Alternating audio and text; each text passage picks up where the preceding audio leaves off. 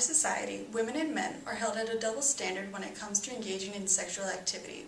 Women who are openly promiscuous are often treated more harshly by society as compared to men who act the same way.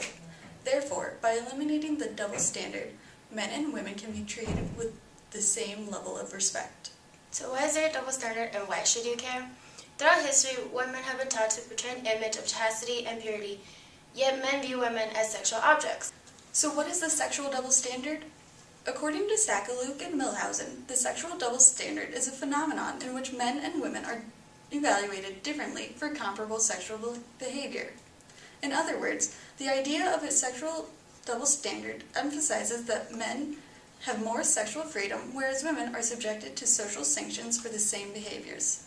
Additionally, the sexual double standard also involves judgments about appropriate levels of sexual enthusiasm or initiative, as men are assumed to have a strong, active drive to seek sex, whereas women are viewed as more sexually passive, responding to men's desire. But do people believe a sexual double standard exists? Yes, they do. In fact, 85% of people, regardless of their own personal values, believe that a double standard exists in Western culture. So where is the double standard found?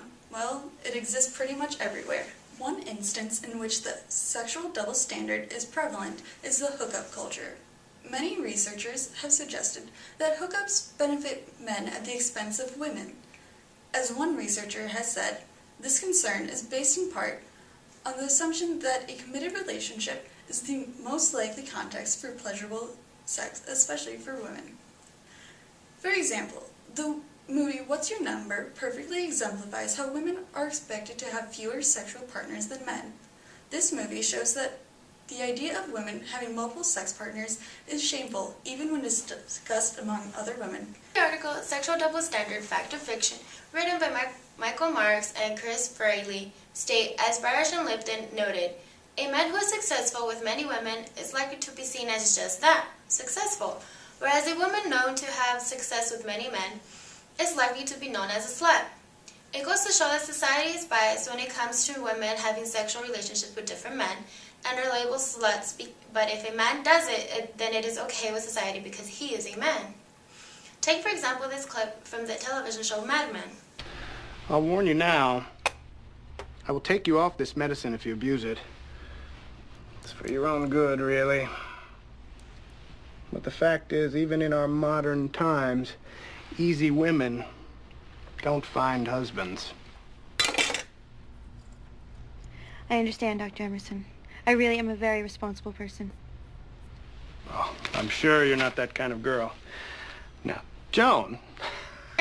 Not only is the gynecologist giving Peggy a pelvic exam for contraceptive pills, but at the same time implies that she should not go out and become an easy woman.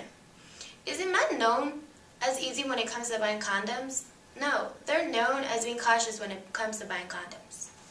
So stop slut-shaming women and instead make yourselves aware that the sexual double standard does exist. Women have every right to have sex and be proud of that fact, just the same way a man can. We should promote open sexuality because this is an issue of men and women not having equality.